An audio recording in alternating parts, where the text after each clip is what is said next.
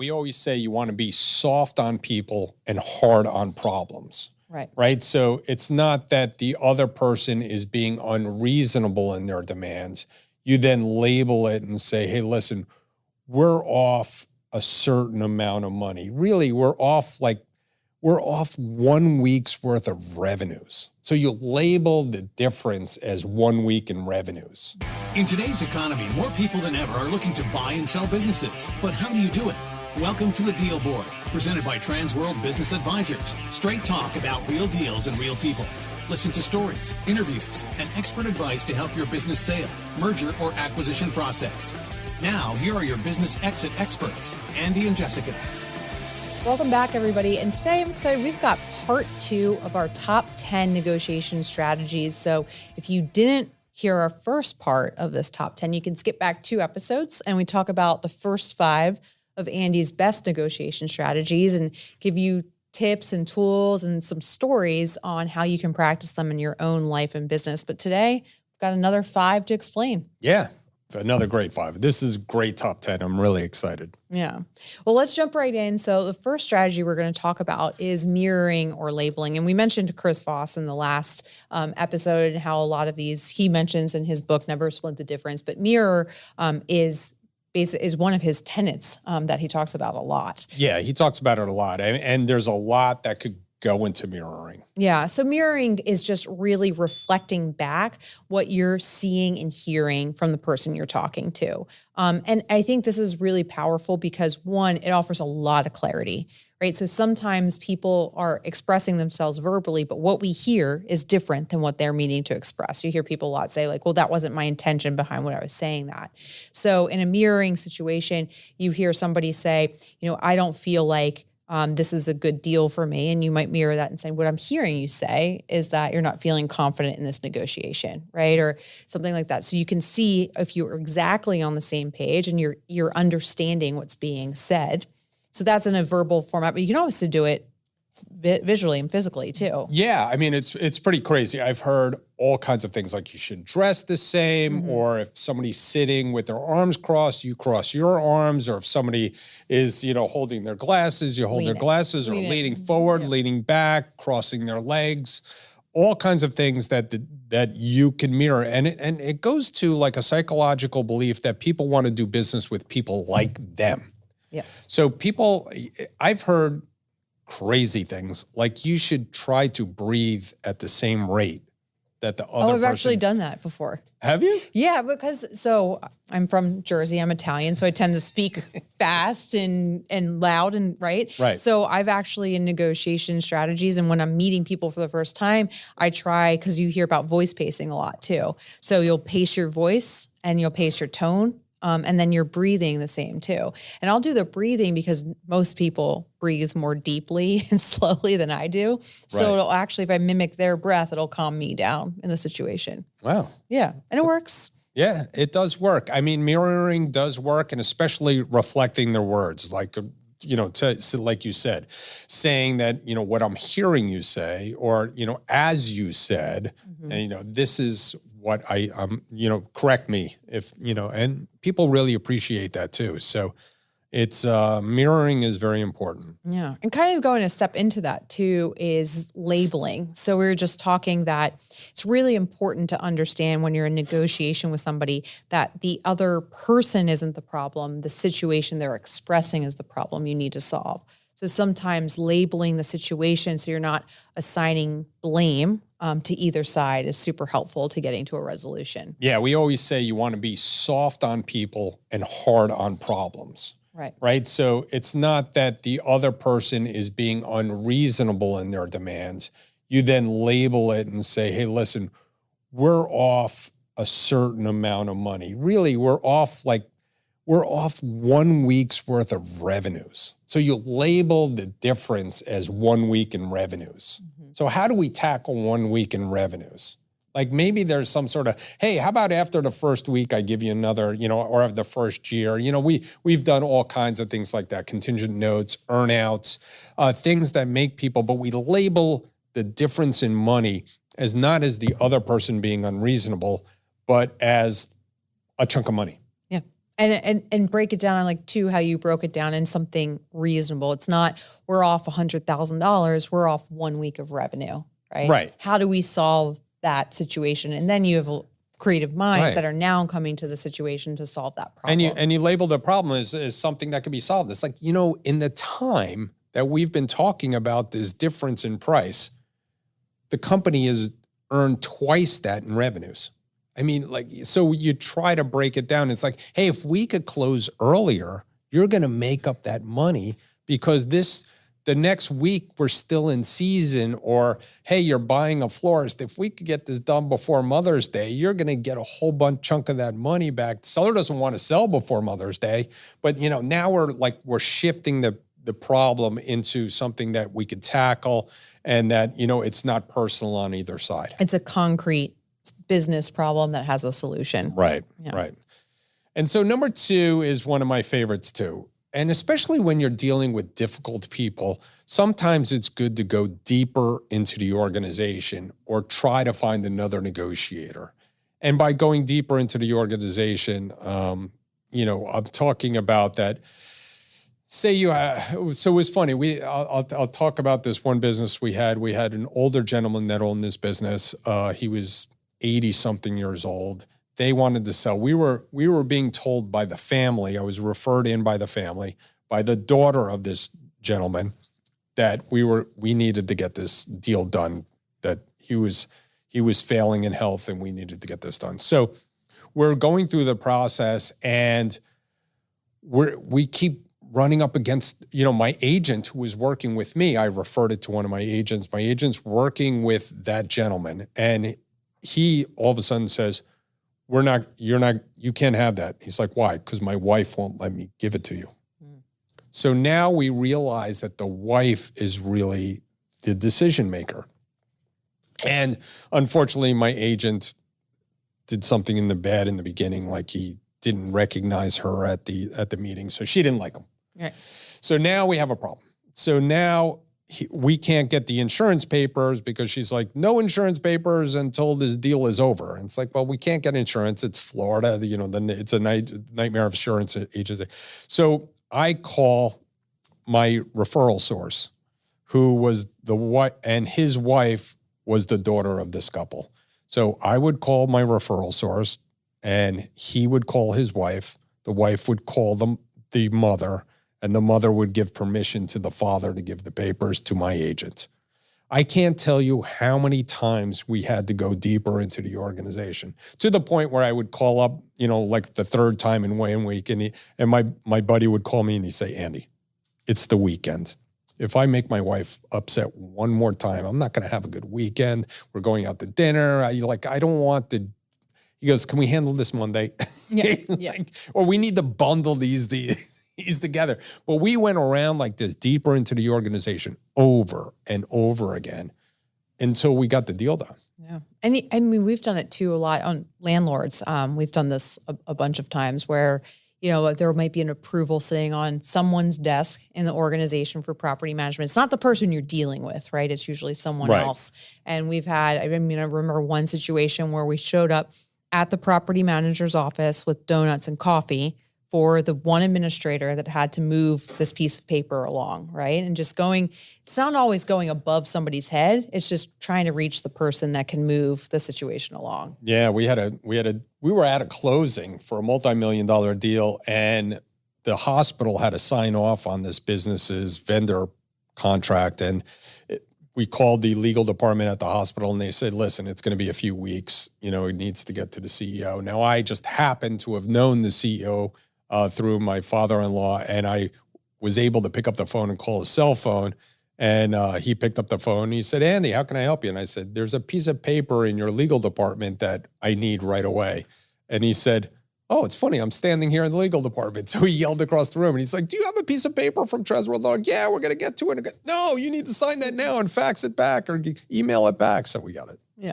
And sometimes, you can go deeper and deeper into organization, but sometimes, and it sounds like in some of the situations you mentioned, sometimes it's helpful to just switch the negotiator too. Yeah, sometimes you have to switch to negotiator. And we talked about, being professional and sometimes, the flinch, right? You have to lose your cool a little bit or you have to flinch, and they don't appreciate that. And they never want to see that person again. And we've had that happen where we have to take negotiators out of a deal and put a new negotiator in. Just sometimes a fresh face, a different mind really helps. It really helps. And you'll see that a lot. Like, listen, police departments do this all the time where they're bringing people into the interrogation. That's why there's good cop, bad cop. That's why it exists, right? But that's also, it's really important. We mentioned this at the end of the last episode, is that if you're trying to buy or sell a business, you really need good representatives for yourself, because if something like that happens, you're trying to sell a business and you're the sole owner, something happens, you can't switch negotiators. No. If you're not represented. So the broker, the advisor in the situation, they can be that bad cop, and sometimes you can play good cop, or they might have a larger team where they can switch negotiators to move things along. Right. Yeah. All right. What's the next one? The next one is smaller and smaller concessions. So in any business deal, there's going to be concessions. We talked last time that so it's not a win-win. We mentioned that, it's a good deal when both parties are a little upset. So you give concessions. That's just what happens in negotiation. Right. Yeah, especially, and so the idea is, like, if you're $10,000 apart on you don't immediately go to $5,000, right? So, well, maybe if you go down to 5, it's like, well, I'll give you 4,000 of the 10. And then if they ask and they say, well, I want more, first of all, you never give a concession we'll get to that in a second. Yep. But, the second concession you make should be $1,000, and then it should be $200. Then it should be $10. You have to show them that they're getting to the line. And Chris Voss likes this, right? Yeah, well, that's why the book's called Never Split the Difference, right? Right. Never, if someone's asking for a $10,000 concession, you never give them $5,000, right? Right. And the other thing is that Chris loves using uneven numbers. And there should always be a story behind the uneven number. But, Chris talked about it all the time. Like, when people would ask for $1 million for someone's life, he would go back at like $15,625. And everybody be like, why? What the hell is that? Yeah. And he would, so there must be a reason behind that number. And we see that a lot in business dealings. And sometimes we've closed transactions on very strange numbers. But, as you get closer and closer, or showing people that you're getting closer and closer, if you make that number uneven, it makes it look even more real. Yeah, well, it is real. I think what happens, and we see this in our business a lot, is people tend to round numbers, right? We actually have, if we look at how we develop a valuation of a business, when we're developing the valuation, it never comes out exactly to $1 million, right? So people are rounding numbers, and I think when you round numbers, they do become not real. They become very subjective, versus if you're using uneven numbers, there's a part of your brain that it assigns it more objectivity to that you did math. There's a reason behind $900,068 or whatever the number is, right? Yeah, and you see that even in when people give things, right? So you're seeing a house. Well, we'll throw in the inspection, and that's a few $1,000s, and then it's like, oh, and we'll throw in a wreath on the front door. I mean, it gets to the point where it's really small, and so they don't want to negotiate anymore because they see what's coming across the table is very insignificant. Yeah, you're still giving them the win, but it's a very small win comparatively. Right. And yes, you're right. Eventually they just give up and they move on. Yeah. So the smaller and smaller concessions is really a good thing. It kind of just shows people that there's a line. Yeah. And I always say, like, well, what do you do when, like, now you're truly you're up to your line and you've given the last $10. They're up to their line and they've given the last $10. And now you're still $500, $5,000, $50,000 apart. What do? Do you split the difference? It's, maybe go back to, you go deeper into the organization, or, talking about switching negotiators. Now there's a new negotiator. You could start that process all over again. Yep. Or you got to find the weakest link, which is not on our list, but one of my favorites as well. Someone's the weakest link in the deal. The buyer's either more motivated or the seller's motivated. There's never an equal amount of motivation in a deal. And so you have to just recognize that. And you might be the person on the losing side, but you have to, chalk it up to, hey, I really want this business, or I really want this car, or I really want this house. And you could, justify it in your own head. I think it goes back to last episode, we talked about being professional and the recognition of when emotions are playing up, because we do see a lot when people are fighting over smaller and smaller concessions, there's a lot of emotion behind that, or the need to just win, right? And it's not necessarily objective anymore. So sometimes even just like we talked about, remove yourself from the situation 24 hours. Right. Yeah. And if you can't get a concession, one of my favorite things is to get a promise, right? So, you're going back and forth concessions, and it gets to the point where they're done. Right? Yeah. They're just shut down. They're done.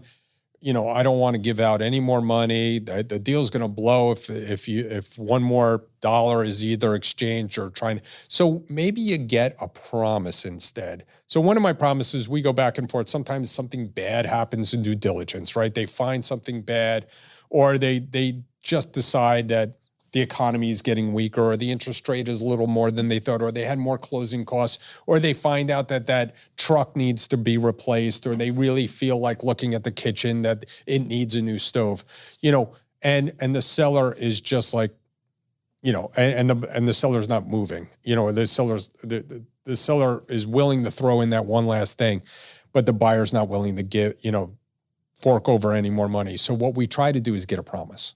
So then we say to the buyer, like, listen, if I get you this one last concession, will you promise? I know you're not going to give us more money, but will you promise to close next week with no more contingencies? Right.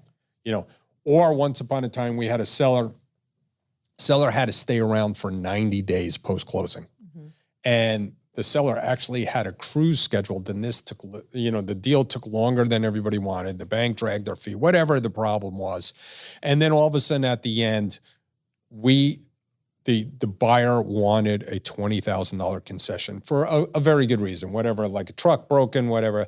And we knew the seller would go berserk. Right. But we knew if we got the seller out of their 90-day transition period, and they got to go on that cruise or that vacation early, that they would. So we said to the buyer, we're like, hey, if we get you this 20 grand, will you promise to let the seller out of 30 days after closing? And they're like, oh yeah, we don't even like the seller anymore. So we'll let him out in 30 days. Anyway. We'll let him out in 30 days.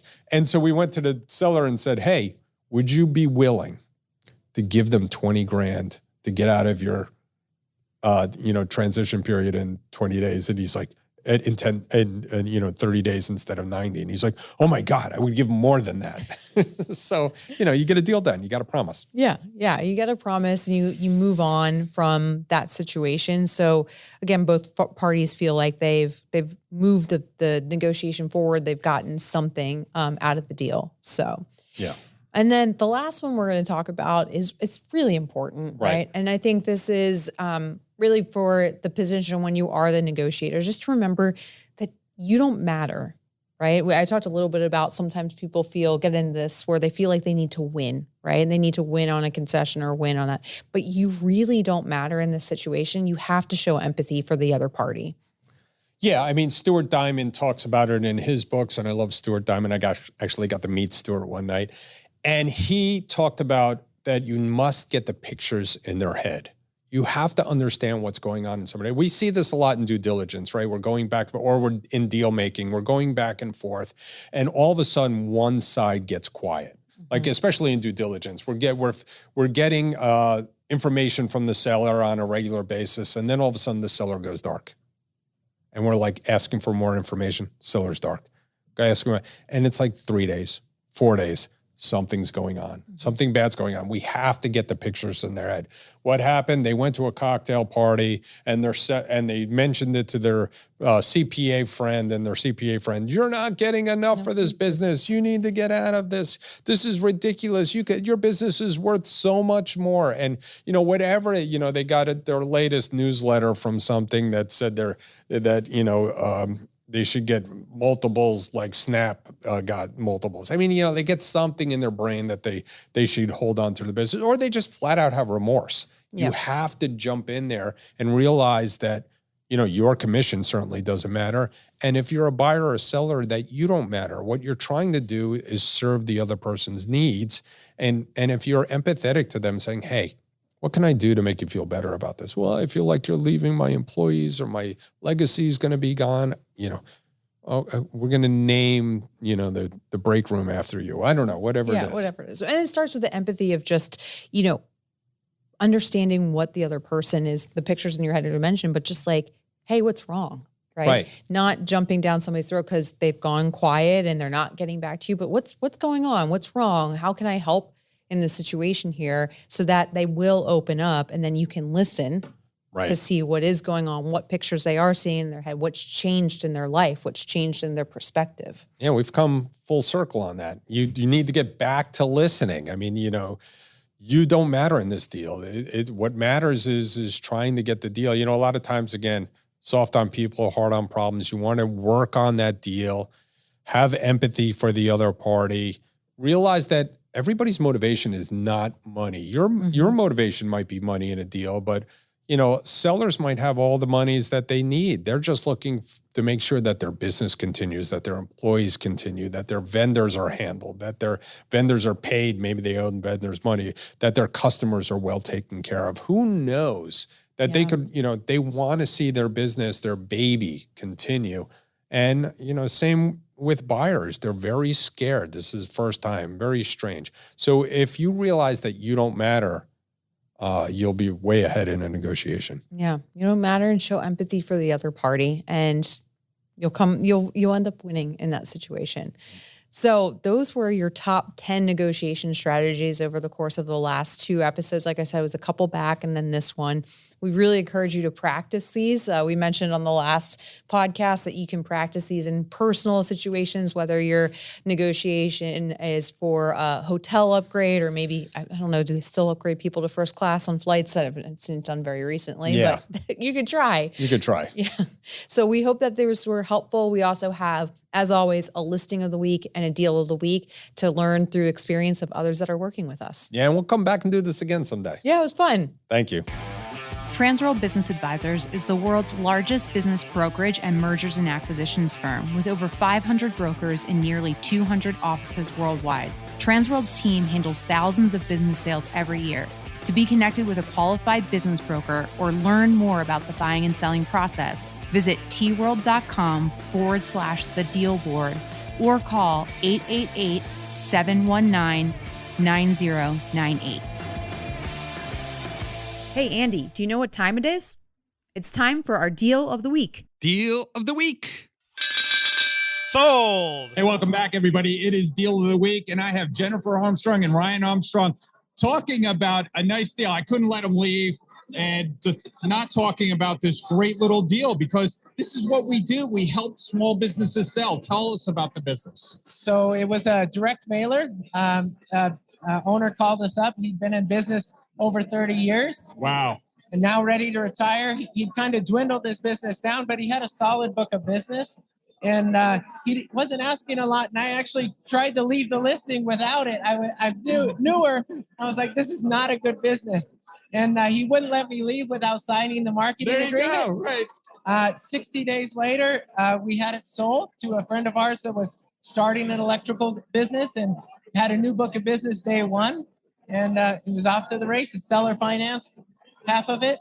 Perfect. Sounds like a great deal for great people, right? Yeah. Little businesses, we need to help them out too. And it was really exciting. First deal, by the way, for Ryan over at Phoenix, closing Excellent. his deals. And so Congratulations. It's That's awesome. Yeah. Hey, if anybody wants to sell other businesses, what's the best way to get in touch with you? You can contact us at transworld.com/Phoenix. Excellent. Welcome. Thanks, guys. Thanks. Thank you. Hey, Jessica, you know what time it is? Money time? Almost. It's time for listing of the week. Hey, welcome back, everybody. It is listing of the week, and I have Anthony O'Neill here talking from Transworld Business Advisors of Bellingham, Washington Shores.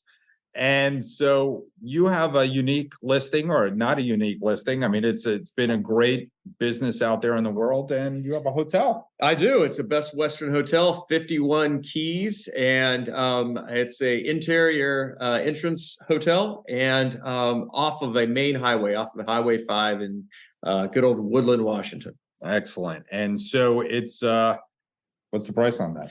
Price is $8.6 million. 8.6 million. The hotel industry is valued differently than other businesses, correct? It is. There's probably 5 different ways to evaluate a hotel, I've found out in the last few weeks. Right. So, but I'm sure that's a very popular listing. It is a very popular listing. Yes. Immediately when it was listed, I had interest from all over the United States. Excellent. So what's the best way to get in touch with you if you want to get in on this real fast? Yeah. You want to get a hold of me? Go aoneil@tworld.com or my phone number 206-226-3430. Thanks for coming in. Thanks for tuning into the show today. If you like the podcast, share it with your friends on social media. And don't forget to subscribe and leave us a review on your favorite podcasting app. If you have questions, would like to appear, or have suggestions for topics for the show, get in contact with us through our website, thedealboardpodcast.com.